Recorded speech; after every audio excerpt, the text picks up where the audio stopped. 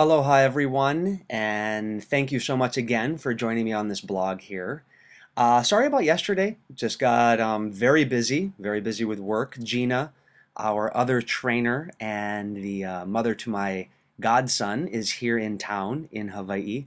And so had a lot of meetings, and I was trying to squeeze another audio in, but it just didn't work out. So anyway, got done with some meetings, and I thought I would jump right into answering a couple of questions. First question we got here. Hi, Matt. A fellow Huna student and I were having a conversation about black bags, and we seem to need some clarity. One of us believes that there is a finite number of bags. If we work on all of our stuff, as it comes up, that eventually we can actually be bagless. Bagless. The other believes that black bags are interwoven with perception as projection. So long as we are breathing, we have the opportunity to uncover more. Granted, they may become fewer and more clear and congruent, yet they are there, yet we never, wow, the way this is worded is weird. I think what it means is that you get more congruent, but you're never done. Okay, so here's the simple answer. The simple answer is that at some point, I suppose, in every spiritual teaching around the planet, you have what would be called the level of enlightenment. And I would have to assume at that level that you've pretty much then dealt with all of your black bags. Now, that's the rare occurrence. In fact, Patanjali in the Yoga Sutras says that spontaneous enlightenment is possible, and for the rest of us, it's a lifelong path that we need to work on. Now, you could interpret that then as you're always going to have black bags, and you may even then make the leap that it's interwoven with perception as projection. Here's what I would say. Black bags are not necessarily interwoven with perception as projection. I think what the confusion may be is that there are boundaries that we experience in our life, and a boundary is not necessarily a black bag. So, for those of you that are new to this blog or to the teachings of Huna, Papa Bray had a simple analogy. Papa Bray was the person that taught my father Huna, and he was the son of one of the last practicing kahunas that lived here in the islands of Hawaii, and it is his lineage that I do my best to honor and carry on.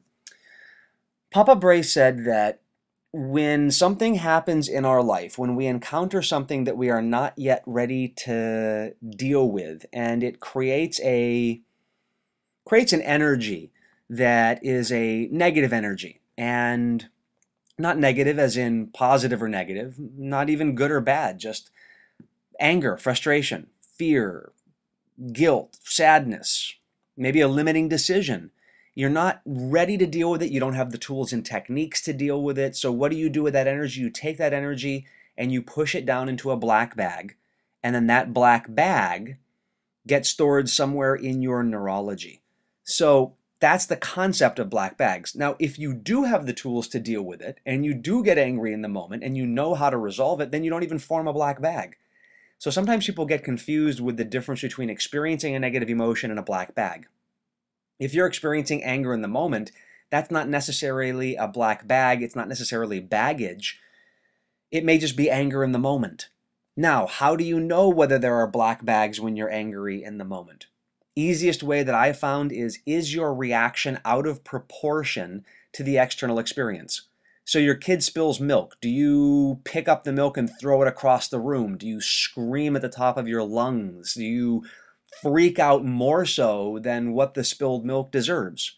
If you did freak out, then that's probably the baggage. And what happens is when you get angry, it attracts all that other baggage that you have and bubbles it up to the surface so you feel it all at once. And in Western culture, we tend to push it back down.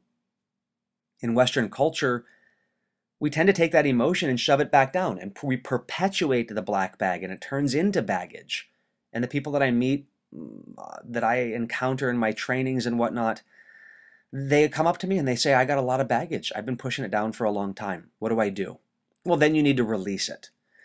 Now, also take into concept here, and this is a little bit more of an advanced discussion, so stick with me here. If you look out at the road and there's a car coming, if you step out in front of that car, you're going to lose. No amount of Huna, no amount of letting go of your negative emotions is going to change the fact that the car will win. Please don't email me and say, There are times where a person's been hit by a car and lived. Of course there is. But what I'm saying is, all things being equal, car's going to win, you're not. That's a limitation. That's not baggage. That's just a boundary that you have to deal with. So separate the concept of healthy boundaries in your life and baggage. I have two kids. I got a 12-year-old and a 5-year-old. We have to set ground rules. We have to set boundaries. Here's what you can do. Here's what you can't do. And yeah, it's my rules, and some of them come from my perceptions. Rarely do they come from baggage, though. Hey, here's what time you guys need to go to bed. And my 12-year-old Ethan says, but I want to stay up longer. Great. This is what time you're going to bed. I don't do it out of anger. I don't do it out of frustration, out of fear, out of guilt, out of sadness. Your body needs rest, Ethan. You're going to sleep. But Dad, no reaction. Just, that's what time you're going to bed. Guess what time? He goes to bed. When I say he's going to bed, that's when he does it. And does he push back? Of course he does. Do I react to it? Of course I do. Is there any baggage with it? No, not necessarily. What I would say is that as you live on your path, until you achieve that level of enlightenment, yeah, you probably will do things that will bring up baggage that you were previously unaware of, and that you then need to deal with it. However, I wouldn't say that it is interwoven with perception as projection. It is cleaning out the neurology. It is a lifelong process. It's an aim. It is about living a spiritual life. However, at some point in almost every teaching, there is a finite number of bags that when you have released them, that you do achieve that level where you are free from the baggage. Are you free from experiencing negative emotions in the moment? No. I've gotten to meet very enlightened individuals. I met Baba Muktananda, and an enlightened man that came from India, and amazing spiritual being. I learned so much from him. And I witnessed him while discussing one of his teachers. I witnessed him getting sad over the loss. And he explained to the group that emotions are okay, but I didn't see him bury it. I saw him experience it and be okay with it. So you got to separate the difference between experiencing a negative emotion and having baggage. In my humble opinion, I believe he was free from baggage. I believe that he had released and was no longer carrying those bags or black bags or baggage within him. And yet, you're still going to experience emotions. I hope that helps. I hope that helps to clarify it a little bit.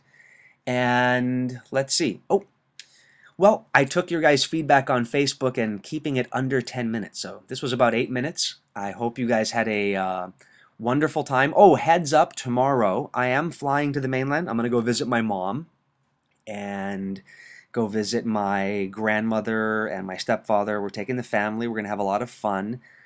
Auntie and uncle are staying back and taking care of Brewster, my dog. So sometimes I get emails, what happens to your dog when you're on the road? Well, Auntie and uncle stay at the house and make sure things are taken care of. So anyway, I'm going to be traveling tomorrow. So tomorrow's a travel day. I will most likely not get an audio up. However, once I get settled in, as long as I have some internet at my mom's house, I will be keeping up with the audio blogs next week. You guys got to send me some questions. I'm down to a couple of questions now. They piled in and then they've backed off a little bit. So send me some questions. Hope you guys all have a great day tomorrow. And let's end class like we normally do. Malama Pono. We all stand in righteousness. Aloha ke kahi I ke kahi. Treat each and every person you encounter with love and respect as you would want to be treated. And aloha a hui ho. Class dismissed. Loved you all. Talk to you soon. Bye-bye.